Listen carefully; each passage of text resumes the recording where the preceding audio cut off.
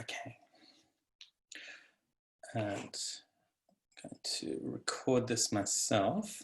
Someone asked me to redo this meditation. Last time I forgot to press record, as is often the case. So as you can probably tell, it's a bit of a weird light here tonight. If you didn't catch it, there's a blackout here along my street. Half the houses are out and half are not. So I've got a bunch of torches and some candles trying to illuminate the darkness here. It feels kind of nice, actually. A little bit cozy in some ways. A bit reminds me of childhood when we'd have blackouts on a regular basis. We'd have a kerosene lamp that we would put on the kitchen table, and we'd sit around and play cards and to while the night away while the power was off. Also reminds me of many nights where our cheating at cards got very, very good because people couldn't see what we were doing. We're kicking people under the table and things like that to let our partners know what we had. So I'm just going to do a meditation on grief tonight. In a way, thinking about what's happening with our friends in America. Things getting a little bit out of control there. And also inspired by a Facebook post from a friend who's from Argentina, but now lives in America. So with the talk, I'm going to talk about silence and the normalization of violence, and how that happens in very big ways in a way, but then how those things really trigger so many other things through society. That came from Maru's post where she was talking about growing up in Argentina in the middle of some of the dictatorship. The worst of the violence there, where her mum died within that, or disappeared actually. Very touching post. So, so let's get started. If you want to just let yourself be comfortable, let your perhaps let your eyes closed if that feels okay to do that.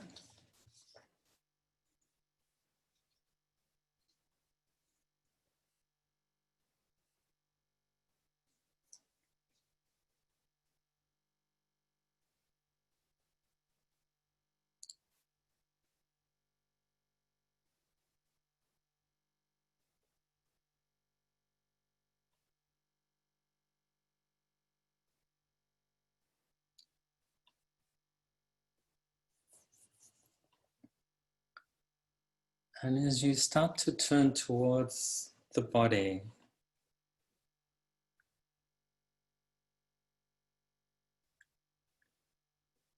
as I'd like to do is to just take a little stock of the present moment experience of what's there. Possibly there's been some busyness that have led up to you coming here tonight, busyness from the day, sort of like a mind that's quite active.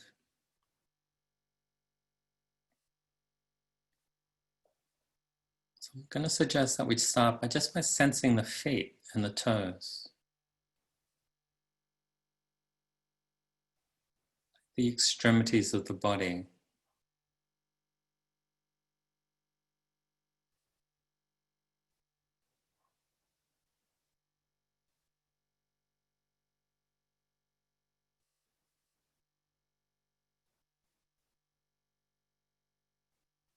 Oftentimes the feet, the hands, they're not quite so agitated as the rest of the body. So go ahead and let yourself feel that. Maybe the hands as well, if that feels okay.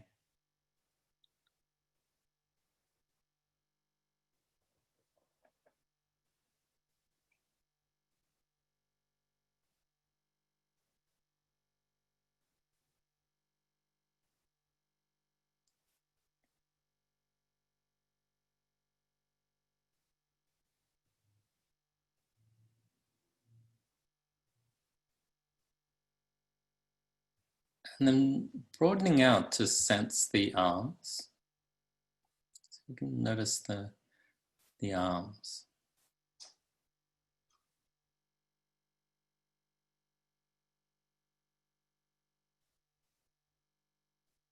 And is there any resistance there to just the simple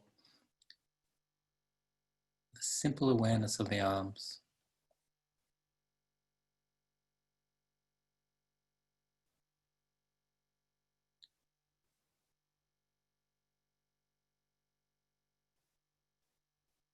And if there's anything there that tries to resist that awareness, don't resist that. Just let that be here as part of the awareness, part of what's there. Kind of like this armoring that might be there sometimes, to the armoring to awareness in the body. And as you stay with that, just go ahead and notice, in whatever way feels okay for you, to just notice that there's a kind of presence there in the hands, the arms, feet. Just go ahead and let yourself feel that presence there.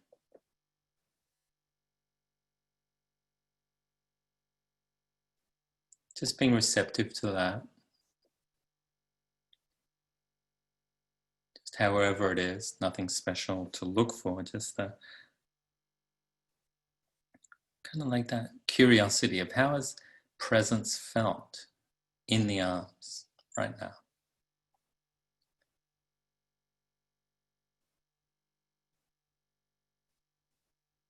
Kind of has a feeling quality. And then including the legs again, the feet, toes.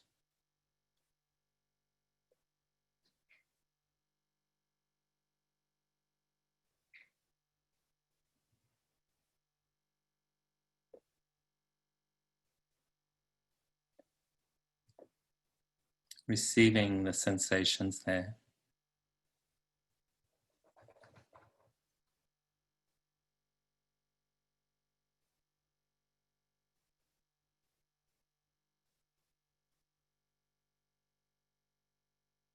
If there's any way that the tension in the mind, tension in the thoughts might want to unwind, just go ahead and let that happen.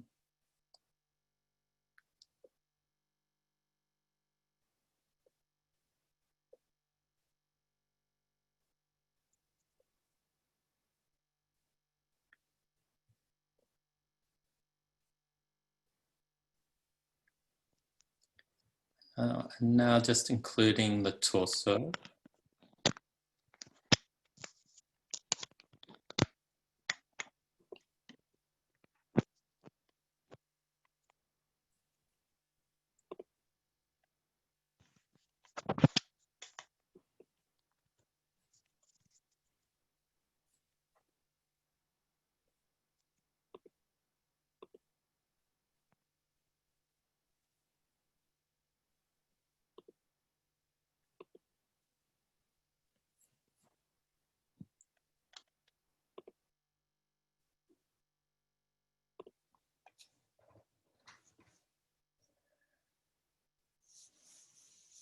And then allowing awareness to just wander down towards the heart, letting that area be sensed, to be felt.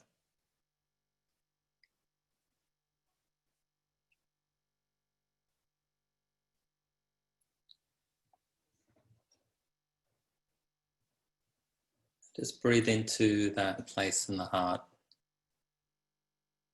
place of the heart.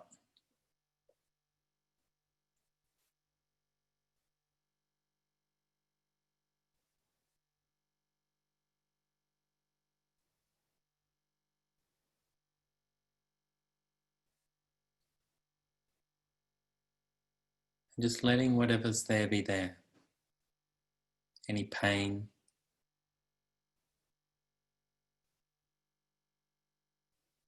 any sadness,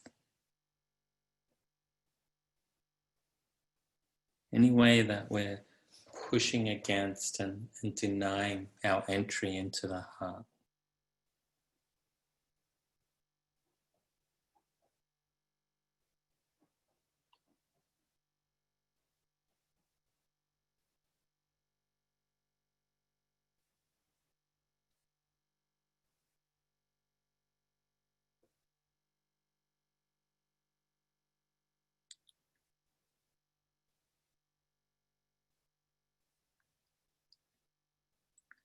And as you allow yourself to sink into the heart, into the body,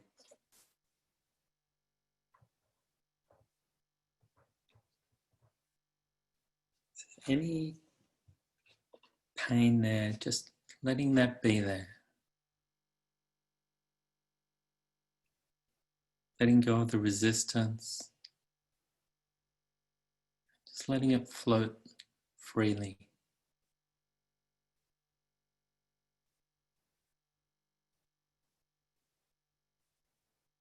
Any hopelessness or helplessness, feel that.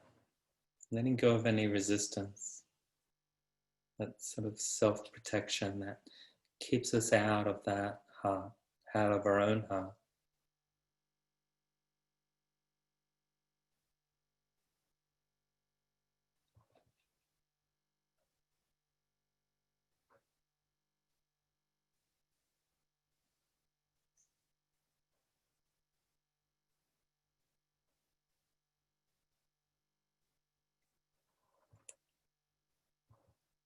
And for a start, just acknowledging any regrets you might have just for today. Regrets where you might have been too harsh, or regret about something you didn't do, or any other way that that's come about.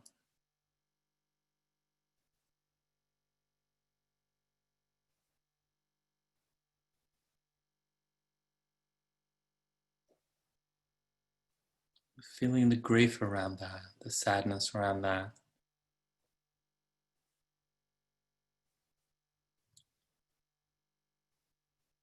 Maybe we spoke too sharply to someone.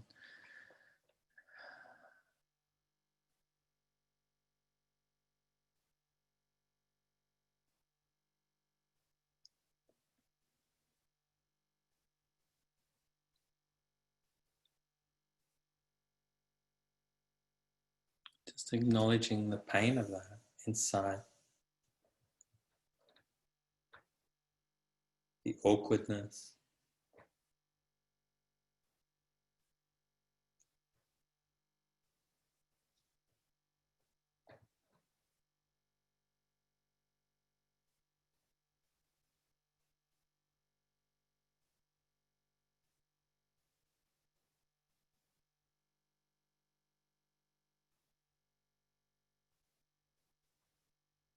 I'm not trying to make that pain go away, but kind of breathe into it, acknowledge the part it has in our life. Kind of like a reminder of when we disconnect.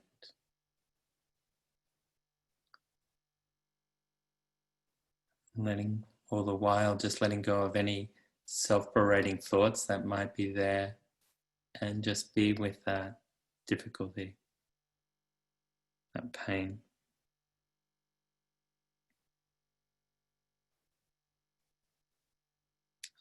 Allowing it to float free.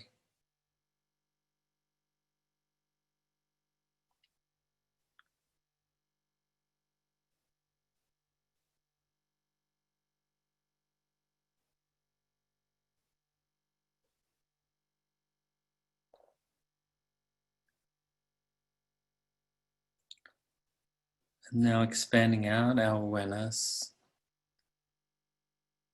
to think a little bit more about just the grief of life itself,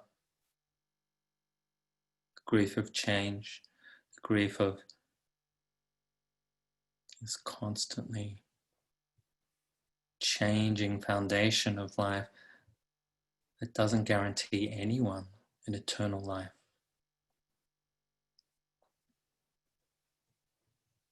And acknowledging that place that knows that all of our children, all of our family, all of our friends at some point will die. This big grief.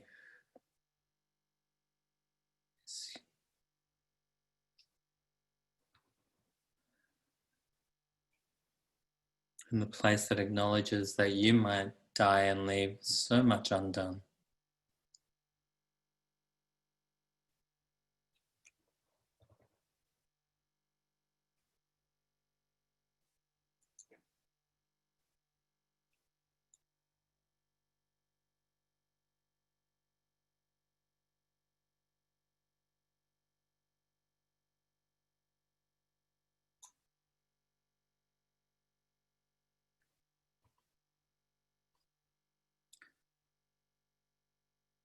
the grief about all the things you haven't said, you haven't done, all the love that you held back,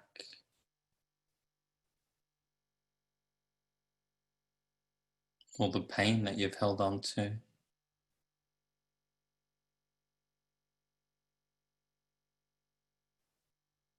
Just allowing your heart now to embrace all that inside.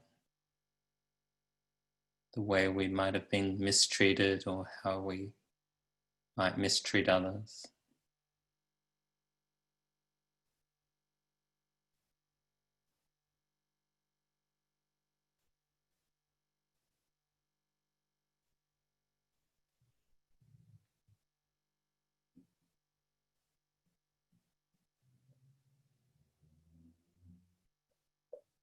Bigger grief in life.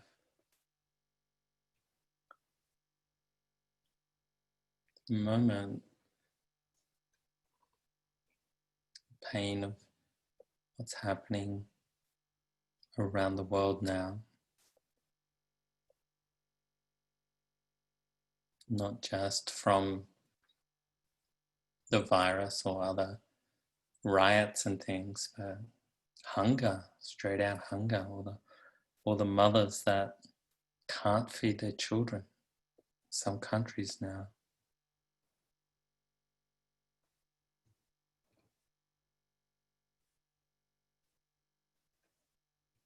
Here in Australia, the people who live on the streets.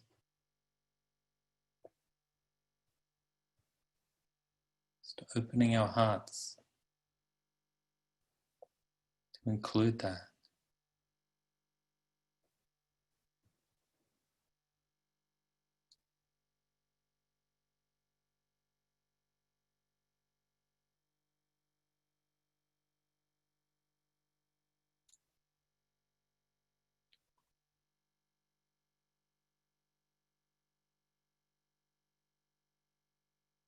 All the misunderstandings that happen in everyday life.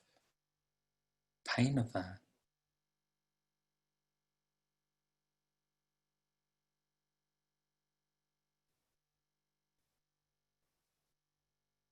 And just letting all the armoring, all the protection melt. So you sort of come into the body and aware of that presence that remains here in the body as everything else comes and goes.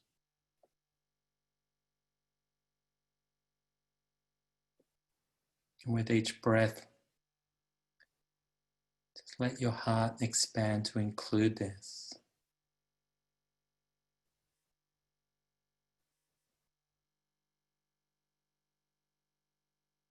Opening the heart to include all that hasn't been expressed in your life, that's been held back.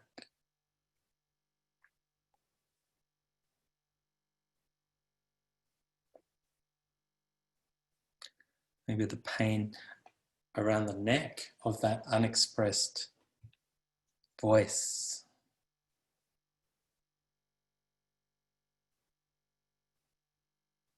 And having a real kind mercy now towards yourself for all of that. Breathing it out.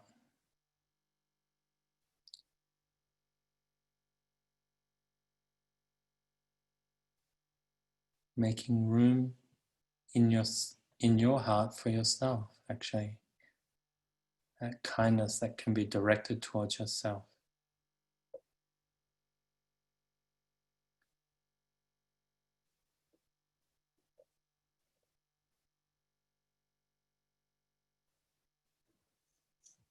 Maintaining a steady, gentle presence in the heart.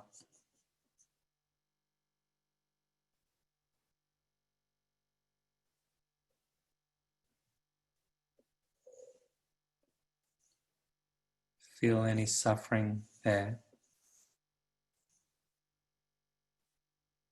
and let it all come through you and be released.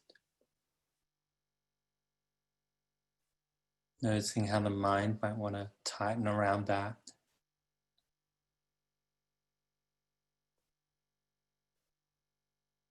But let yourself experience it all. Gentle presence can meet all of it, everything we experience here.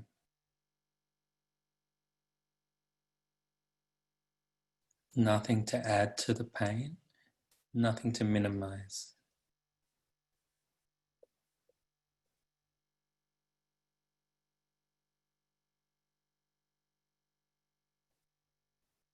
Just seeing what we've carried so long.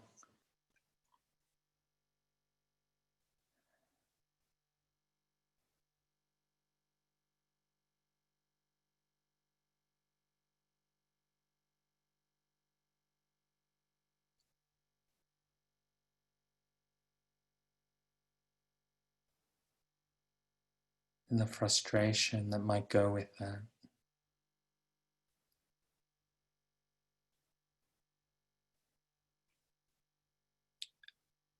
The ache of lost love, of lost friends. The fear of the future.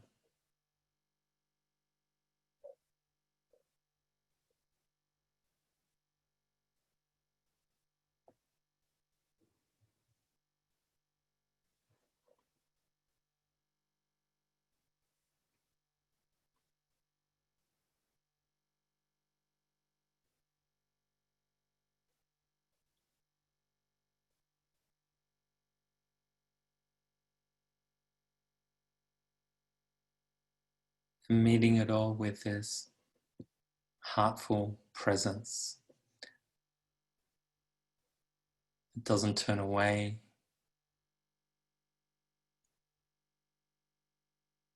It doesn't give up.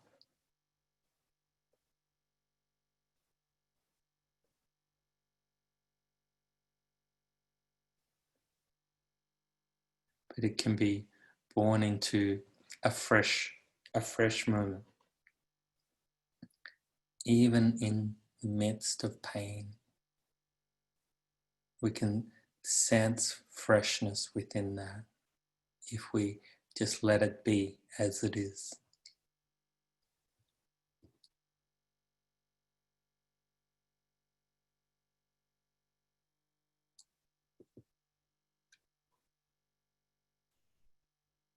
Sensations arising in this flow of awareness.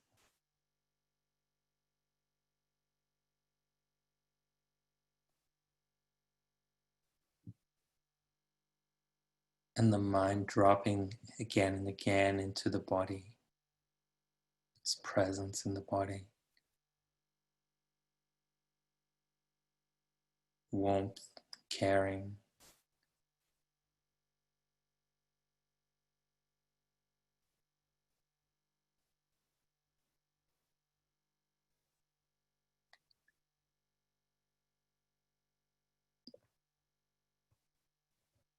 And trusting this loving presence beyond the pain, beyond the longing, beyond the grief.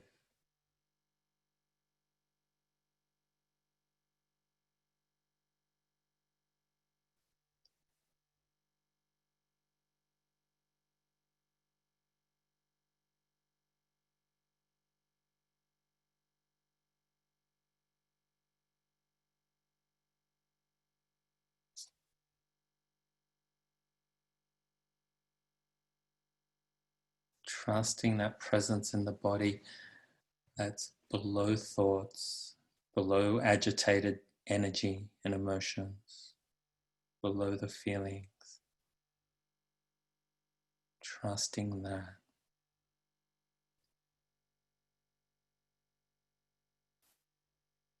Constancy, that constant sense of presence underneath all of those things, the thinking, the emotions,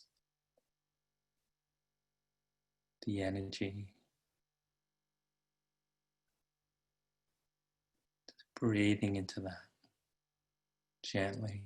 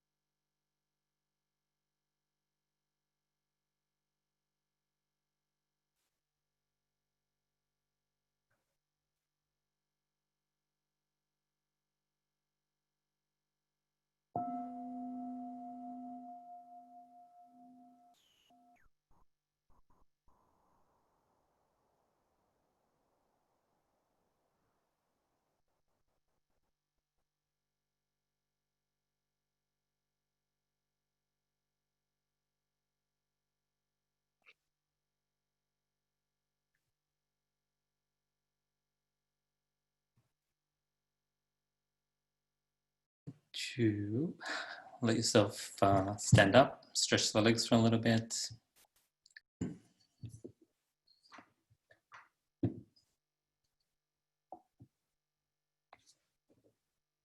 Great, thank you.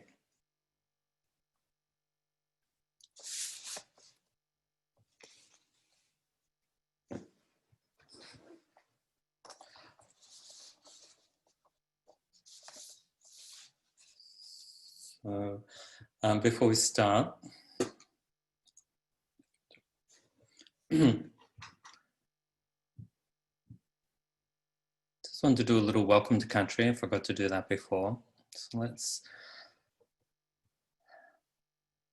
maybe take a moment just to sense the land that you're sitting on, the land that we gather on today. And just acknowledging that our ancestors and the custodians of this land over the centuries from this time back, and acknowledging your, just inwardly, your own ancestors.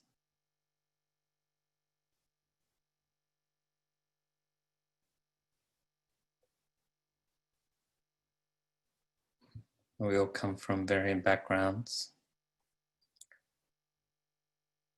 Just asking for the blessings of all our ancestors, whatever our relationship has been with the near or distant ones.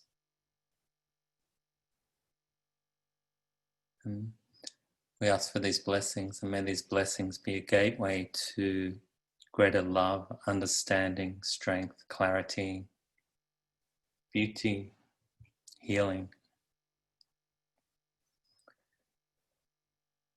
And we acknowledge the path that you had to tread, walked on, the challenges that you overcame to the best of your ability.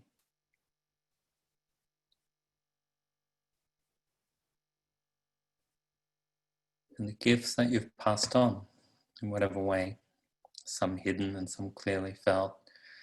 And also the wounds that have felt either closely or through some of the patterns and ways that our society relates. And just honoring the gift of life.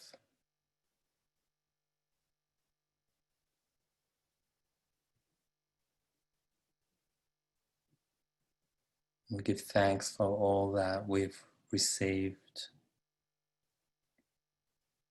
The water, the plants. And thanks for the trees, the animals, all forms of life. The earth we sit on. Without all these things, we wouldn't exist. We're all part of this. We're dependent on this clean water and the food from the land.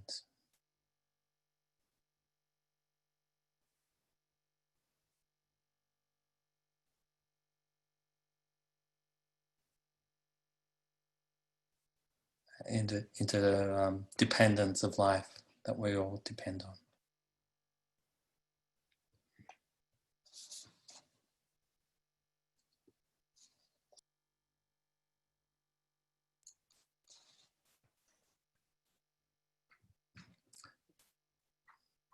So today in The Guardian, I don't know if anyone read an article about an indigenous man who was in Long Bay Jail Hospital, which is in Sydney eastern suburbs, if you don't know where that is. And there's a story about how he was dragged from his cell. He obviously didn't want to go, and he was forcibly held down, injected with a sedative. And if anyone did watch that, it was pretty harrowing footage, a little 4-minute video about that. And in the video, which they're partially released, 12 times he said he couldn't breathe. This is not America, this is Australia, right? 4 years ago. 12 times he couldn't breathe before losing consciousness and dying. And so the title of the talk was The Normalisation of Violence.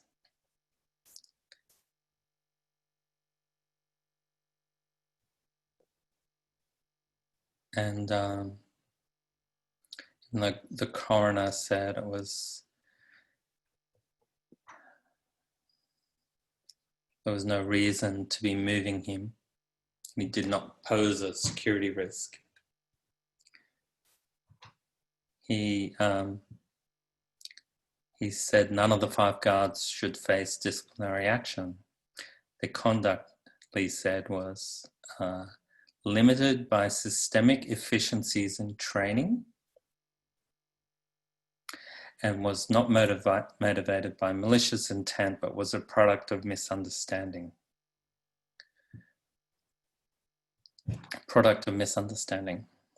And if anyone saw that video, you would see that was quite a misunderstanding.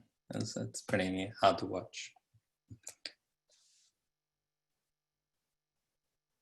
And what struck me as I watched it today was the words of the lead guard. In response to Dangai, I think he's David Dangai, if that's a pronunciation that's right. Dangai or Dangai, saying he couldn't breathe. I can't breathe. And the lead guard said, if you can talk, you can breathe. I think it was a key word. You brought this on yourself. So this is like a really great indicator of what I'm talking about here, the normalization of violence. You brought this on yourself. It's like it's your fault that this is happening, is the underlying message I take from that.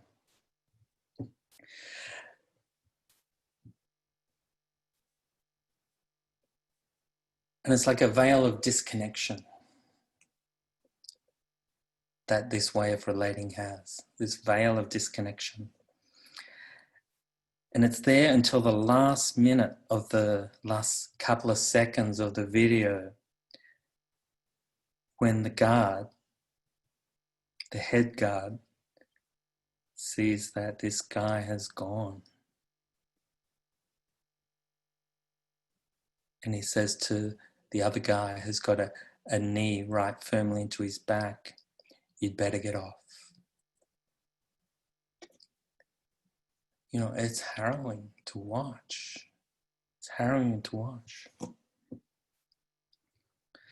And I kind of feel that harshness in a way that's behind this approach. And that veil, I call it the veil of disconnection. That's not in the article, but it's the way I was thinking about it. Is like there's a disconnection in that approach you brought on yourself. You brought it on yourself.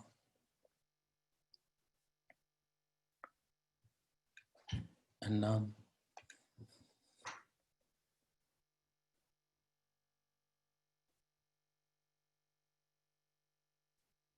I was thinking and relating to how common that was in my upbringing, that punishing style of justice to children. You brought this on yourself, and harshness. I remember my own dad who would say, what's wrong with you? What's the matter with you? What's wrong with you were the words that really hurt the most, I think. What's wrong with you? When there wasn't anything wrong with me, I was just sick and tired of hearing his harshness, and I tuned out from it. But there's a normalization that comes, and we're so used to it. And we've seen it in the church and in other places where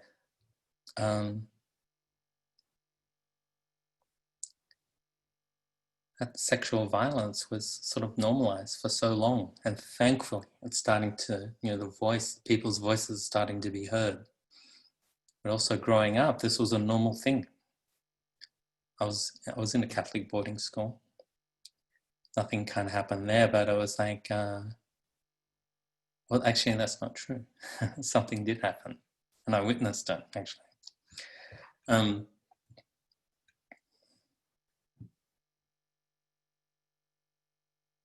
But everyone knew it was happening, and no one did anything about it for so long. Except this one great night where we were all, there's 5 or 6 of us who did judo. And we had stayed back and were practicing some of the throws. I can't remember what it was now. And there was a moment where we sort of thought, oh, did he, the instructor, a very tall guy, did he try and pull down the pants of that guy there, my classmate? This is like about 8:30 at night, right? We're at boarding school in the hall. I was sort of wondering, oh, did we see that? Not sure. But then he did it again. And well, so lucky there was a group of us there.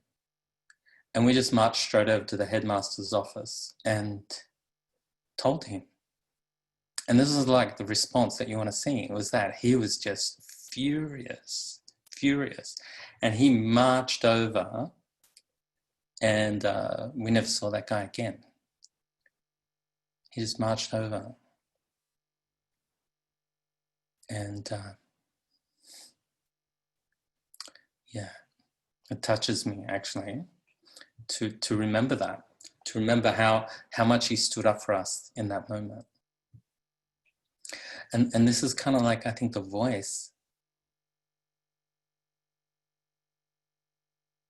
that we all need to keep in mind here in these changing times, that we don't let harshness and violence in whatever form become normal, where we don't challenge it, where we don't bring truth to power, challenging power in whatever way.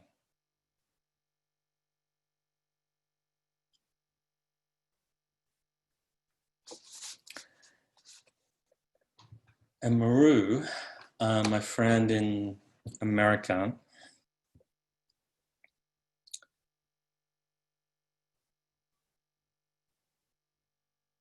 she shared some very touching things here about that. And I'll just read a little bit of that, where she says,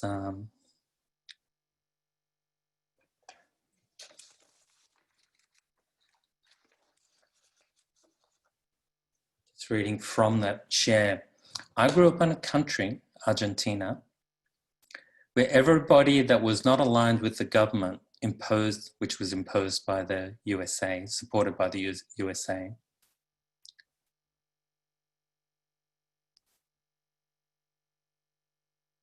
and like, she's Spanish, so English second language, so some of this may not make as much sense as it could do.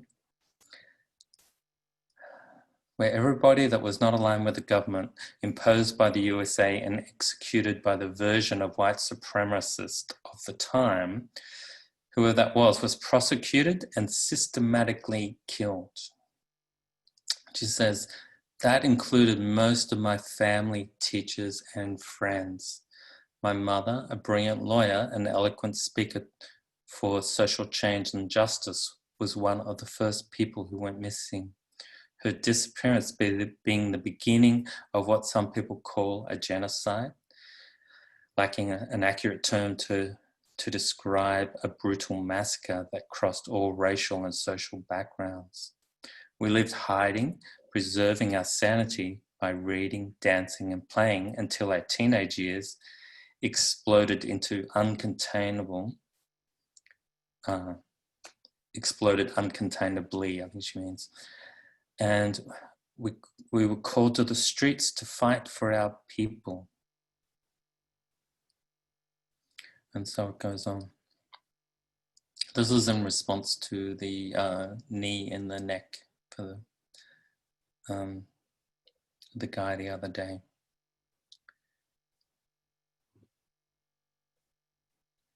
So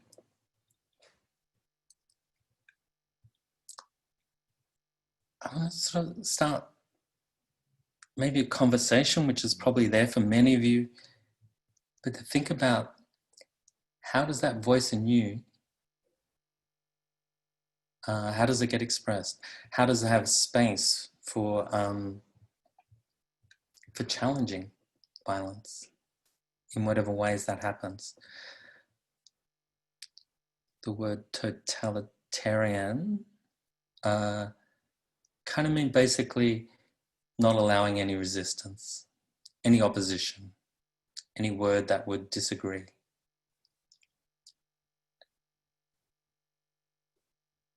And I'm guessing that, unfortunately, some of you here might be in relationships where you have some of that, even.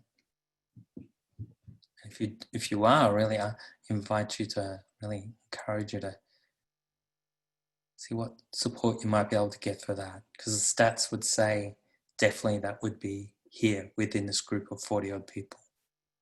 Definitely.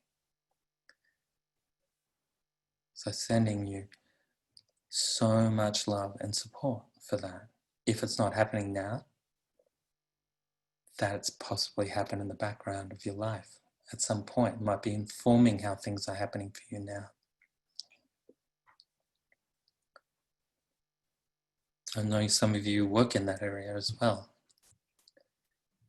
of supporting people with that.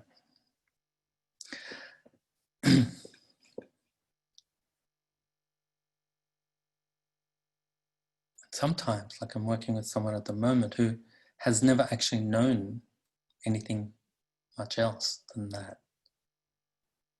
So to come out of that seems like a safety in a way, because to change from that challenges really deep beliefs.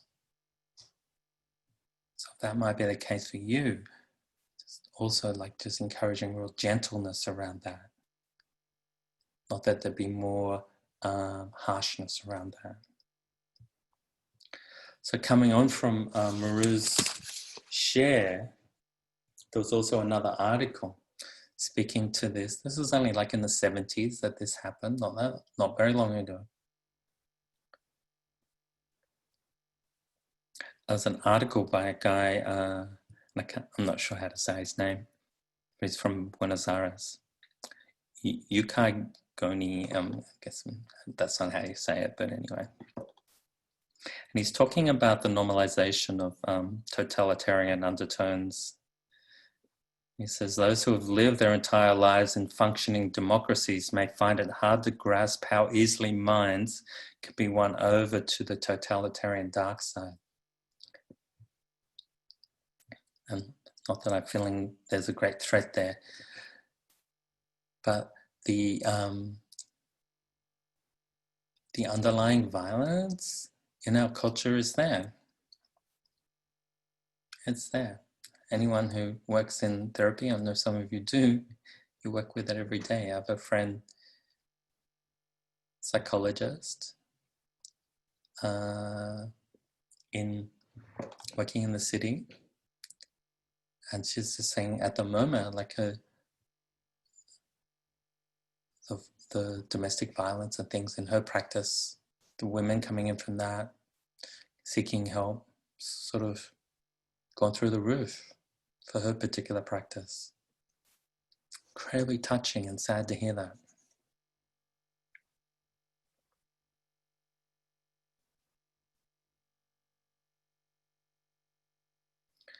I just want to read a little bit of this article. I want to put you all into depression because I want to move to a solution as well. But one of the things that helps this to grow is silence. It's silence.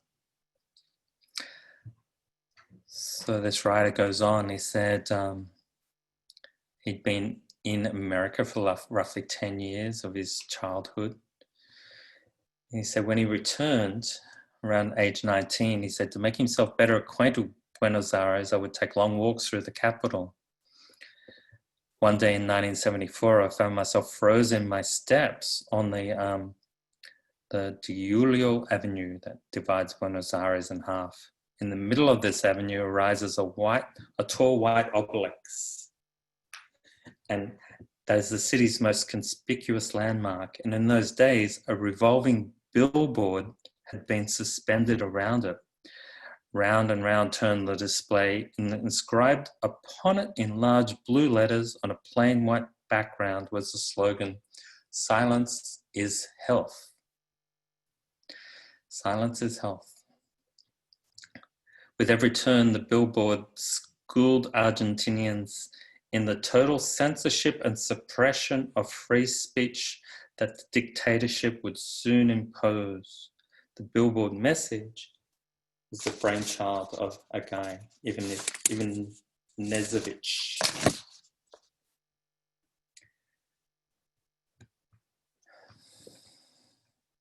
And he said, as a parcel stranger in my own land, having only just arrived back, I noticed that those who had already been normalized to violence could not,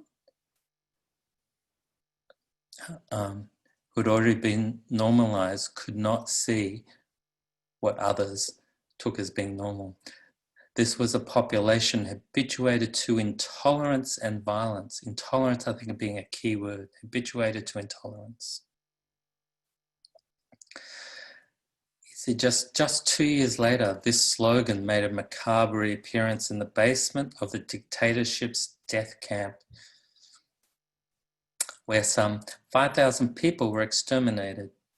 Officers hung 2 banners along the corridor that opened into the torture cells. One read, "Avenue of Happiness," and the other, "Silence is Health." The same logo, "Silence is Health." So, of course, these are kind of extreme examples, but maybe in our own lives, we can see where did we get into that sort of, no tolerance for difference of opinion. Where do we get into that?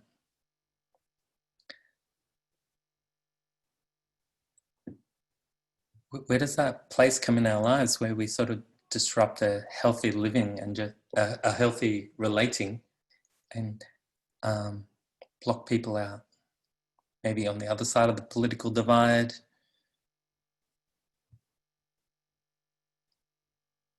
Or in any other places.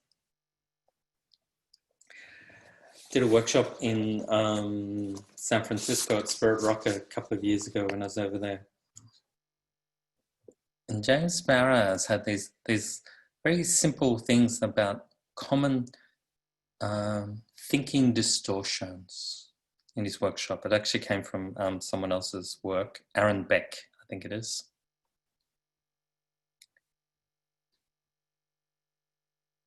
I just want to sort of emphasize on how easily these things grow. One is that we get fixated on the flaws of ourselves or others and ignore, and in doing that, we can ignore the positives that are around us, ignore the good in people.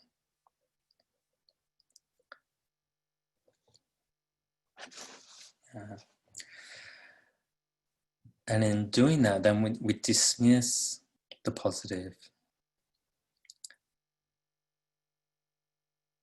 And that might be when a compliment comes, oh, it's nothing. Anyone could do that. We don't let it in. We don't let the good in. We can assume, hey, we have light. We have a heater, even better.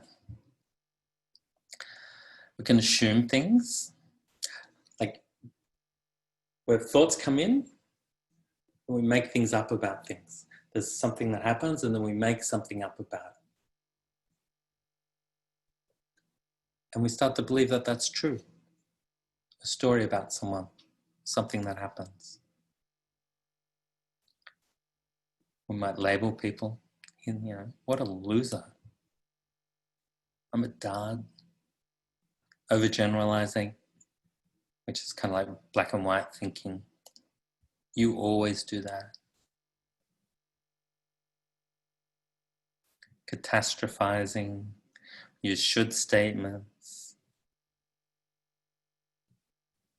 personalize things a little bit too much when they're not actually our things to take ownership of.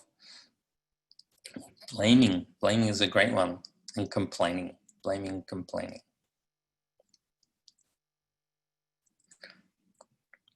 So that's why I'm bringing these things up, is like inviting you, who are reasonably healthy mentally, I imagine, to be the ones who, you know, challenge when we hear these things, to find ways to gently challenge these things. The firmness, the negative thinking. You can see how with America, how, you know, there's a lot of build up to this, but it's like one action, you might say, has a huge, can have a huge repercussion, but also for the good as well. You don't discount the good that you can do. You know, if it wasn't for Gandhi's crazy idea, you know, I'm going to free India from the English, you know, would they still be a colonial country? This crazy idea about goodness, essentially, sticking to that. Holding your guns, standing up for goodness, the core values, you know, of what you feel are important in life, not to back down from those. But if they're important for you, they're probably important for others as well. So I think I'm going to end there. And if you want to stay around, we can have a little chat if anyone wants to. Have a little discussion. There can be a bit of a